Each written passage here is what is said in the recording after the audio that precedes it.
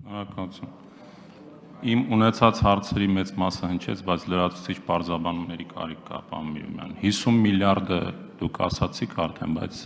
բարձր սա հոգեբանական ինչ-որ շեմ է, թե ինչ-որ հաշվարկներից, ինչու 40 կամ 60 միլիարդ չի, 100 միլիոն դոլարն է ուրեմն դրամի վերածվել, թե ոչ։ Սա մեկ, երկրորդ, եթե մենք ունենք ընդամենը մեկ ընկերություն, որը այդ գումարից, այդ շեմից վերև արտահանում ունի եւ արդեն իսկ խոսվում է բացառությունից, արտոնությունից, ինչ որ այլ ընկերություններ են մեր թիրախը այս բան, որոնք այժմ գործում են, բայց այս արտոնության բացակայությունն է նրանց խանգարում 50 միլիարդ դրամի շեմը անցնել, թե խոսքը գնում է նոր ստեղծվելիք ինչ որ ընկերությունների մասին, տեղում կամ դրսից եկող։ Այսինքն որոնք են այն ընկերությունները, որոնք թիրախ են հանդիսանում։ Պարոն Հարությունյանը, Խոսրով Հարությունյանը ճիշտ նշեց կառավարության հավանության արժանանալու այս նախապայմանի հասկանալիությունը այնքան էլ լավ չի, եթե մյուս 3 նախապայմաններին բավարարում է ընկերությունը, ինչ կարիք կա կառավարության կողմից հավանության արժանանալու։ Եվ որոնք են այն չափորոշիչները, որոնցով կառավարությունը այդ հավանությունը արժանացնելու է կամ ոչ։ Իսկ ինչն է հաշվի առնելու, եթե այլ 3 նախապայմանները հաշվի առնված են։ Եվ վերջին հարցը, ինչ որ միջազգային փորձ ենք այստեղ օգտագործում, այլ երկրներում կան այսպիսի օրինակներ, որ այս գործիքակազմը օգտագործելով արտահանում է խթանվել։ Եվ միգուցե արդյոք սա ինչ որ միջազգային կազմակերպությունների խորհրդատվության արդյունքում է ծնվել այս օրենսդրական նախաձեռնությունը։ Շնորհակալություն։ Շնորհակալություն։ Շեմը հոգեբանական շեմ չէ, շեմը կատարված վերլուծությունների արդյունքում ձևավորված շեմ է,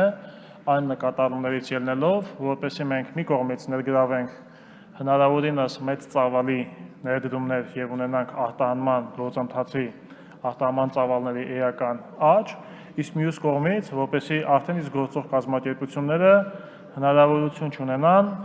նվազեցնելու իրենց շահութարկը։ Սա այդ երկու նկատառումներով կատարված հաշվարկների արդյունքում ձևավորված շեմ է։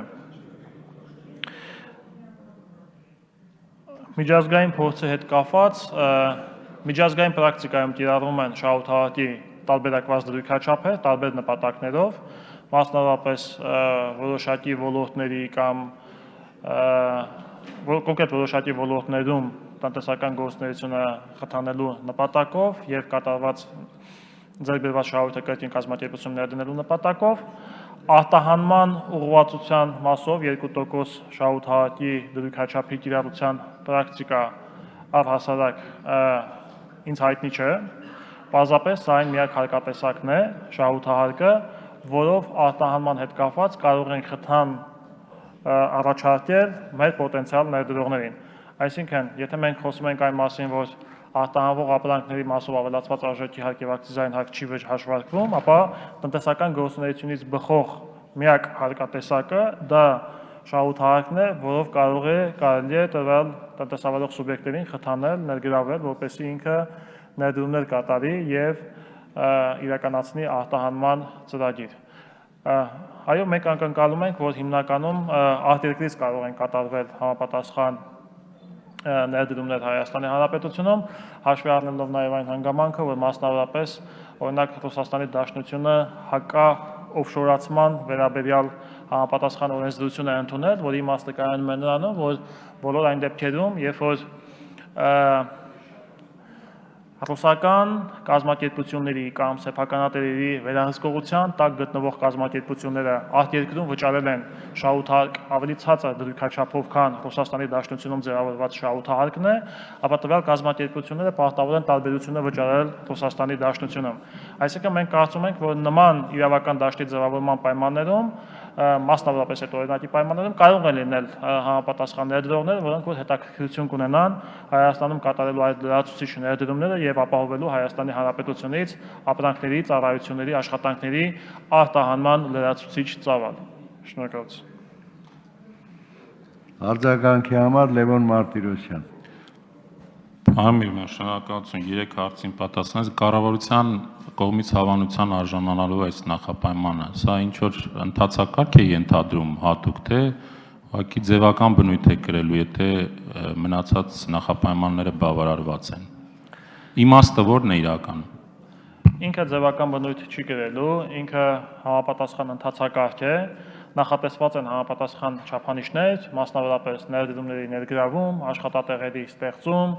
արտահանման խթանում, այդ չափանիշներով կատարվում է համապատասխան գնահատություն տարբեր գերատեսչությունների կողմից եւ դրա արդյունքում ձևավորվում է վերջնական առաջարկ, որը ներկայացվում է կառավարությանը, որից հետո կառավարությունը որոշում է կայացնում հավանության արժանացնել, թե ոչ։ Սա նաեւ լուրջ կանխարգելիչ գործիք է, որպեսզի մենք կարողանանք խուսափել այն պոտենցիալ ռիսկերից, որը մենք այսօր տեսնում ենք, մասնավորապես որպեսզի չձևավորվեն համապատասխան մոնոպոլիաներ եւ մենք արհեստականորեն չստեղծենք մի այնպիսի իրավիճակ, երբ որ մեկ օֆիս պարզապես կարող է գրանցվել եւ տարբեր արտադրողներից կատարել գնումներ եւ արտահանումը կենտրոնացված կարգով իրականացնելով նպաստել, որպեսզի այն տնտեսավարող սուբյեկտները արհեստականորեն նվազեցնեն իրենց շահութահարկի պարտավորությունը։ Շնորհակալություն։